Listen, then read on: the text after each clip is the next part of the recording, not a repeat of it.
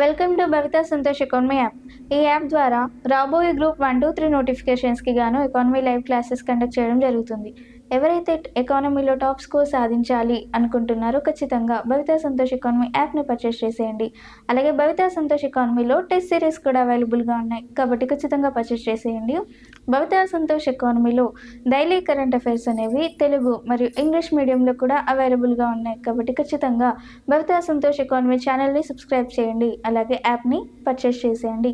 భవిత Santosh economy daily current అఫైర్స్లో ఈరోజు మొదటి topic Santali భాషలో రాజ్యాంగ ఆవిష్కరణ. మరి ఈ ఆవిష్కరణ అనేది ఎవరు చేశారు అంటే రాష్ట్రపతి ద్రౌపది ముర్ము ఈ ఆవిష్కరణను చేయడం జరిగింది. ఎప్పుడు డిసెంబర్ 2025న ఈ ఆవిష్కరణని అంటే రాజ్యాంగాన్ని సంతాలీ భాషలో ఆవిష్కరించడం జరిగింది.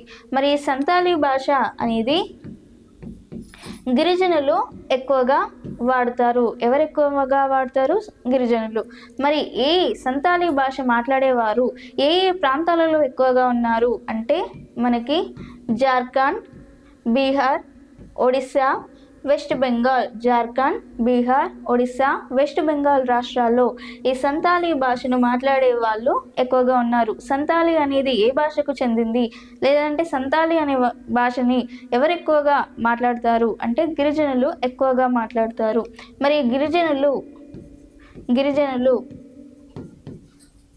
గిరిజనులకి సంబంధించి ఈ సంతాలీ భాషని రాజ్యాంగంలో ఎన్నవ షెడ్యూల్లో చేర్చారు అంటే మనకి 8వ షెడ్యూల్లో చేర్చడం జరిగింది. రాజ్యాంగంలో ఈ సంతాలీ భాషకి సంబంధించి ఈ భాషలకి సంబంధించిన షెడ్యూల్ని ఎందులో ప్రవేశపెట్టడం జరిగింది?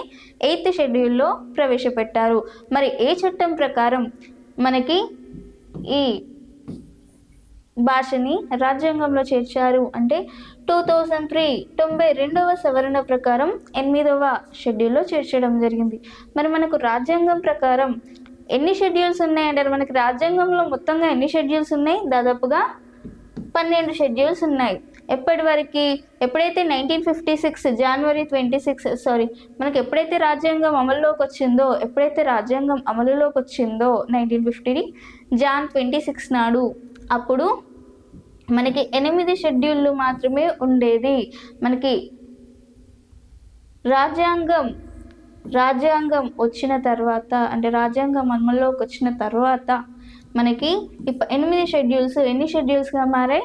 12 షెడ్యూల్స్గా మారడం జరిగింది. మరి 12వ షెడ్యూల్లో సంతాలీ లాంగ్వేజ్ని 2003 92వ సవరణ ప్రకారం చేర్చడం జరిగింది. ఇప్పుడు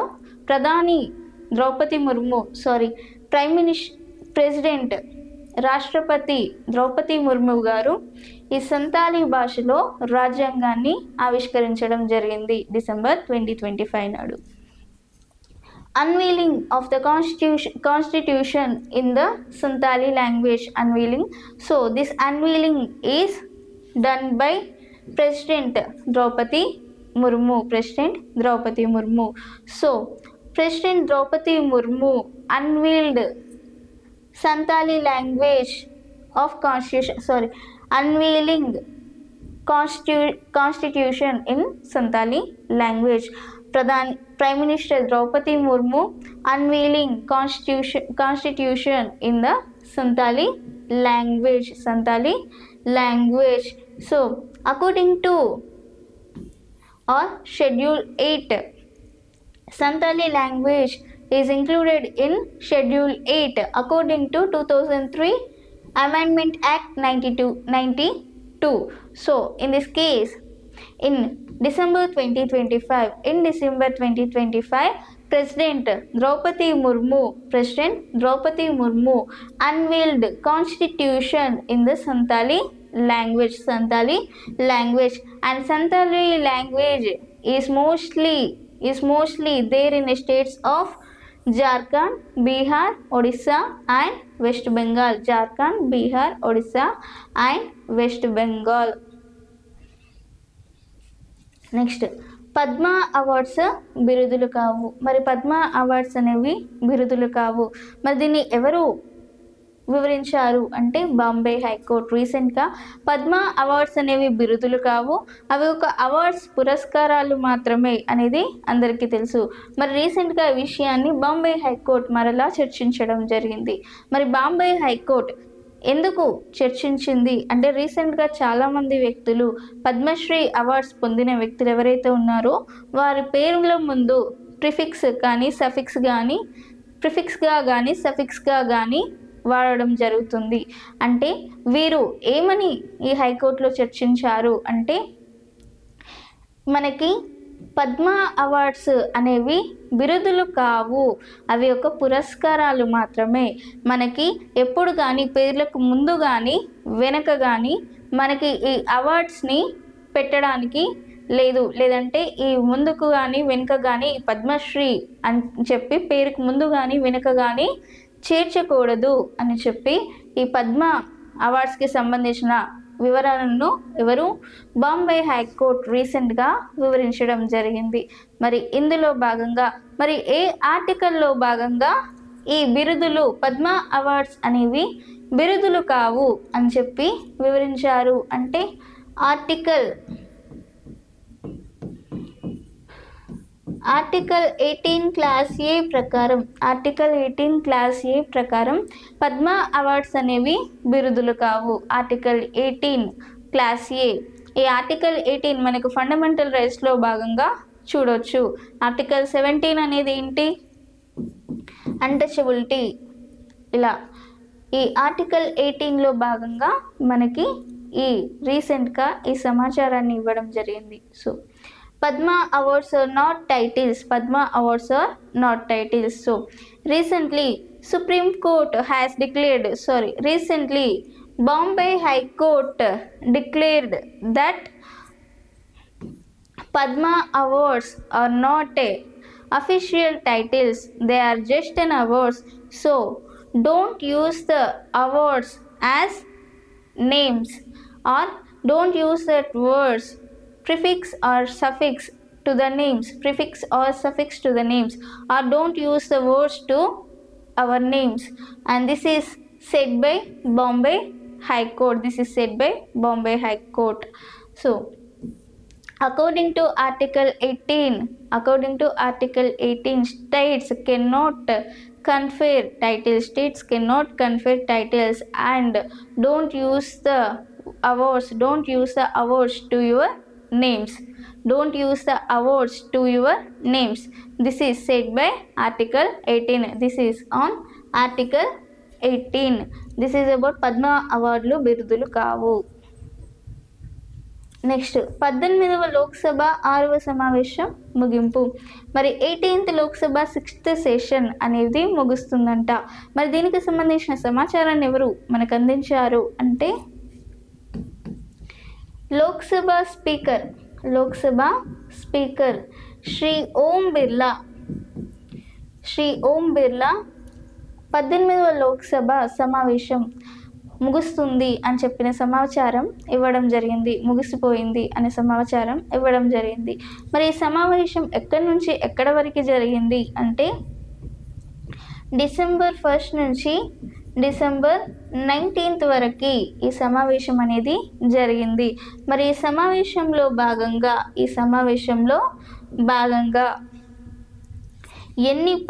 ఎన్ని సమావేశాలు నిర్వహించారు, లేదంటే ఈ December 1 నుంచి 19 వరకు ఎన్ని సమావేశాలు నిర్వహించారు అంటే దాదాపుగా 15 సమావేశాలు నిర్వహించారు. ఎన్ని సమావేశాలు నిర్వహించారు? 15 సమావేశాలు నిర్వహించారు. అలాగే 18వ లోక్సభ 6వ సమావేశంలో భాగంగా మనకి దాదాపుగా 10 ప్రభుత్వ బిల్లులను ప్రవేశపెట్టారు. ఆ 10 ప్రభుత్వ బిల్లులలో భాగంగా 8 బిల్లులను ఆమోదించారు. ఎన్ని బిల్లులను ఆమోదించారు? 8 బిల్లులను ఆమోదించారు. ఆ 8 బిల్లులలో విజీజీ రామ్జీ బిల్లు కూడా ఉంది. మరి విజీజీ రామ్జీ బిల్లు అంటే ఏంటి అనేది నెక్స్ట్ క్లాస్లో చూద్దాం. సో మనకి 18th లోక్సభ 6th సమావేశం or 18th Lok Sabha 6th session was closed or completed. 18th Lok Sabha 6th session was completed.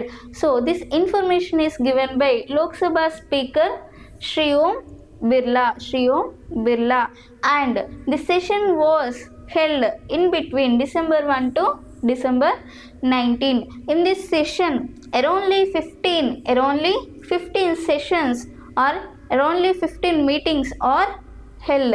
So, and in the sixth session, 10 government bills are introduced. So in that, out of 10 government bills, 8 government bills are approved. 8 government bills are approved. So VGG bill is also there in 8th government bill. And what is VGG bill? So we can discuss another class what is VGG bill. And this is about 18th Lok Sabha 6th session. Next VGG Ramji bill మనం ఇంతకుముందు టాపిక్లో చూసాము. What is VGG Ramji bill? మరి VGG Ramji bill అనేది శాంతికి సంబంధించిన bill are another bill. మరి ఈ బిల్లుని ఎప్పుడు ఆమోదించారు అంటే మనకి 18వ లోక్సభలో భాగంగా 6వ సెషన్లో జరిగిన సమావేశంలో భాగంగా 10 గవర్నమెంట్ బిల్లులను ప్రవేశపెట్టారు. ఆ 10 గవర్నమెంట్ బిల్లులలో 8 బిల్లులను ఆమోదించారు. ఆ బిల్లులలో ఒకటి విజీజీ రామ్జీ బిల్. మరి విజీజీ రామ్జీ బిల్ అంటే ఏంటి అంటే అణు రియాక్టర్స్కి లేదంటే అనురంగంలో పెట్టుబడులను ప్రోత్సహించే విధంగా మనకి రామ్జీ బిల్లుని ఆమోదించడం జరిగింది. అంటే అనురంగంలో పెట్టుబడులను ప్రోత్సహించాలి అన్న ఉద్దేశంతో ఈ విజీజీ రామ్జీ బిల్ని మనకి ప్రవేశపెట్టారు. దాన్ని రాష్ట్రపతి ద్రౌపది ముర్ము 20 డిసెంబర్ 2025న ఆమోదించడంతో బిల్లు చట్టంగా మారింది. So VGG Ramji bill, President approval for the VGG Ramji bill. So we already discussed about VGG Ramji bill. So recently 18th Lok Sabha 6th session was completed. So in that 6th session 10 government bills are introduced. So out of 10, 8 government bills are approved. 8 out of 8 government bill, and one of the bill is VGG Ramji bill. So VGG Ramji bill was approved by President Draupadi Murmu on 20 December 2025. So what is VGG Ramji bill? To encourage investments in nuclear sector.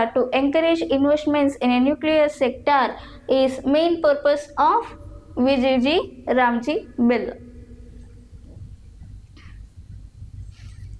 Next సుప్రీంకోర్టుకి 3 అదనపు సోలిసిటర్స్ generals నియామకం. సుప్రీంకోర్టుకి 3 solicitor జనరల్స్ని నియమించడం జరిగింది. మరి ఈ solicitor జనరల్స్ని ఎవరి ఆధ్వర్యంలో నియమించారు, లేదంటే ఎవరు నియమించారు అంటే మనకి అపాయింట్మెంట్స్ కమిటీ ఆఫ్ క్యాబినెట్ మనకి నియామకాన్ని చేపట్టడం జరిగింది. మరి నియామకంలో భాగంగా ఎవరెవరిని నియమించారు అంటే సీనియర్ న్యాయవాదులైన దవిందర్ పాల్ సింగ్ మరియు రవీంద్ర కుమార్ అలాగే అనిల్ కౌశిక్ వంటి సీనియర్ న్యాయవాదులను ఈ సుప్రీంకోర్టుకి సోలిసిటర్ జనరల్స్గా నియమించడం జరిగింది. మరి ఈ 3 న్యాయవాదులు భారత ప్రభుత్వం తరపున లేదంటే భారత తరపున సుప్రీంకోర్టుకి న్యాయవాదులుగా నియమించబడ్డారు. మరి వీరి యొక్క కాలం ఎంతవరకు అంటే దాదాపుగా 3 సంవత్సరాల వరకు నియమించడం జరిగింది. లేదంటే మరొక ఉత్తర్వులు జారీ చేసే వరకు ఈ ముగ్గురిని సోలిసిటర్ జనరల్స్గా నియమించడం జరిగింది. మరొక ఉత్తర్వులు జారీ చేసే వరకు. So appointment of 3 additional solicitor generals for the Supreme Court. So what are the 3? First one is Davinder Pal Singh, and second one is Ravindra Kumar, and third one is Anil Kaushik. So the period of these 3 members are up to 3 years, and this is about appointment of 3 additional solicitor generals for the Supreme Court. Next, 2021 తీర్పుపై supreme court సవరణలు. మనకి 2021 తీర్పుపై supreme court కొన్ని సవరణలు చేయడం జరిగింది. మరి 2021 తీర్పు అంటే ఏంటి? మనకి 2021 తీర్పు అంటే మనకి పెండింగ్ కేసెస్ ఏవైతే ఉన్నాయో ఆ పెండింగ్ కేసులపై విచారణలు చేపట్టడానికి మాజీ న్యాయమూర్తులను లేదంటే మాజీ జడ్జెస్ని మరలా నియమించాలి అని చెప్పే తీర్పు 2021 తీర్పు. మరి మాజీ న్యాయమూర్తులను నియమించాలా వద్దా అని 2021 తీర్పు సుప్రీంకోర్టు సవరణల కోసం ఏర్పాటు చేసింది. మరి దీనికోసం ఈ సుప్రీంకోర్టు ఈ సవరణలను చేపట్టడానికి ఏ ధర్మాసనాన్ని ఏర్పాటు చేశారు అంటే చీఫ్ జస్టిస్ సూర్యకాంత్ ధర్మాసనాన్ని ఈ విచారణను చేపట్టడానికి ఏర్పాటు చేయడం జరిగింది. చాలా తొందరగా సులువుగా మనకి పెండింగ్ కేసెస్ త్వరగా పూర్తి కావాలి అన్న ఉద్దేశంతో ఏర్పాటు చేసిన సుప్రీంకోర్టు సవరణలు అని చెప్పొచ్చు. So supreme court amendment on the 2021 judgment. So this amendment is to complete pending cases. So the bench is established for this amendment on 2021 is Chief Justice Suryakant bench, and this is about Supreme Court amendment on the 2021 judgment. And UN మానవ హక్కుల మండలికి 7వసారి ఎన్నికైన Bharat. UN మానవ హక్కుల కమిటీకి 7వసారి ఎన్నికైంది. మరి UN మానవ హక్కుల కమిటీకి సంబంధించి ఈ ప్రకటన అనేది ఎవరు చేశారు లేదంటే ఎప్పుడు చేశారు అంటే అక్టోబర్ 14th నాడు ఈ యుఎన్ మానవ హక్కుల మండలికి సంబంధించిన ఈ సమాచారాన్ని అంటే భారత్ 7వసారి యుఎన్ మానవ హక్కుల మండలికి ఎన్నికైంది అని చెప్పి అక్టోబర్ 14th సమాచారాన్ని ఇవ్వడం జరిగింది. మరి United nations human rights council అనేది ఎప్పుడు ఏర్పాటు చేశారు అంటే 2006లో ఏర్పాటు చేయడం జరిగింది. మరి United nations human rights commission అనేది జెనీవా కేంద్రంగా పనిచేస్తుంది. స్విట్జర్లాండ్ కేంద్రంగా పనిచేస్తుంది. దాదాపుగా 47 దేశాలతో సభ్య దేశాన్ని కలిగి ఉంది. మరి భారత్ అనేది ఎన్ని సంవత్సరాలతో సభ్యత్వంతో ఉంది అంటే 2026 జనవరి 1 నుండి 2028 డిసెంబర్ 31 వరకు మనకి యుఎన్ మానవ హక్కుల మండలికి సభ్యత్వాన్ని కలిగి ఉంది. So India elected for the 7th time to the UN human rights council. So this information is given on October 14. The total member countries in UN Human Rights Council is 47. The UNO or UN Human Rights Council was established in 2006 and the headquarters of UN Human Rights Council is Geneva, Switzerland. Next international idea. మరి international ఐడియాకి Bharat అనేది చైర్షిప్ని తీసుకోవడం జరిగింది. మరి ఎప్పుడు చైర్షిప్ని తీసుకుంది అంటే 2026 జనవరి 1న ఈ international ఐడియాకి Bharat అనేది చైర్షిప్ని తీసుకోవడం జరిగింది, చైర్షిప్ని తీసుకుంది.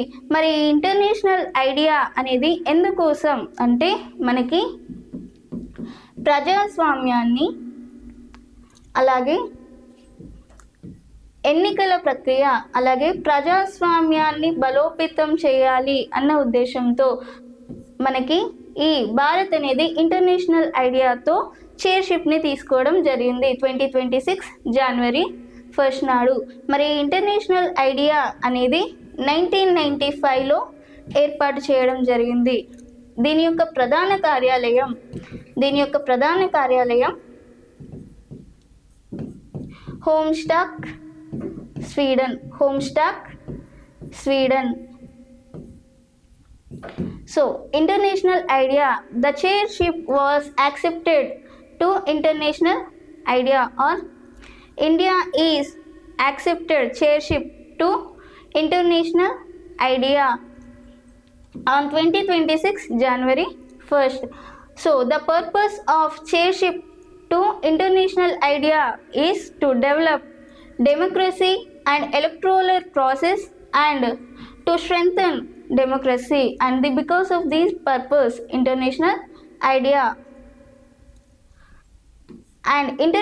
idea was established in 1995. The headquarters of international idea is Homestad, Sweden, and this is about daily, and ఇది ఈరోజు డైలీ కరెంట్ అఫైర్స్. మీకు ఇలాంటి టాపిక్స్ ఇంకా కావాలి అనుకుంటే ఖచ్చితంగా భవితా సంతోష్ ఎకానమీ యాప్ని పర్చేస్ చేసేయండి, అలాగే ఛానల్ని సబ్స్క్రైబ్ చేయండి. Thank you.